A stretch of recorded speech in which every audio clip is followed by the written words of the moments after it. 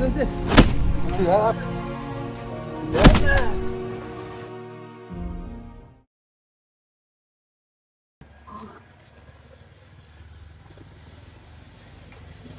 বড় ভাই চান্দা চাইছে, চান্দা দে। চান্দা দিতে পারবো না। চান্দা দিবি না মানে?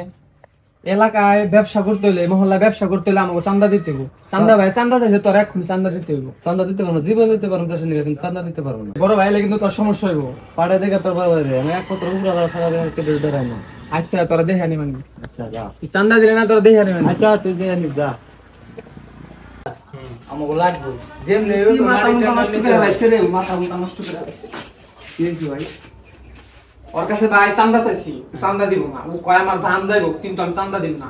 তোর বাইরে নিয়ে আইগা। কেরা কইছে ওই দোকানদার এই কথা কইছে? হ্যাঁ এই শুনে মাছ পাগল ভাই দাঁড়া দাঁড়া দাঁড়া দাঁড়া বল বল পরে তো ভাই আছে সেই জায়গায় বল আজকে ভাইরা 2 মিনিট বল কেন চান্দা দেব না কি কইছে কি কইব ও কইছে ভাই যে আমি এই মহল্লার দোকান করে আমি কোন চান্দা মান্দা দিব না। তোর কোন ভাই আছে তুই নিয়ে আইগা। ওই মহল্লায় তো একটা বাজারে তো আমাকে সম্মানটা নাই চাঁদা তো কেউ দিবে না।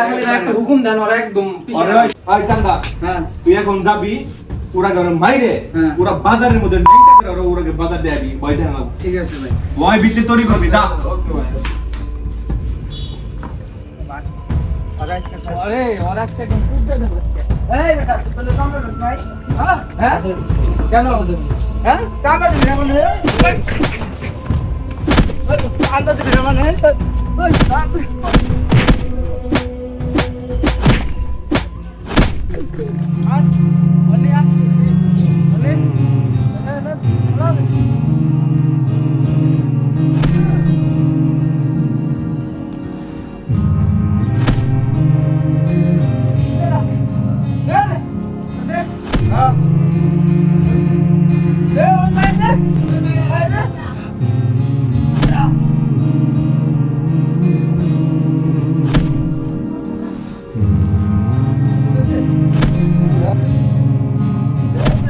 যারা জীর্ণ জাতির বুকে জাগালো আশা, মৌন মলিন মুখে জাগালো ভাষা।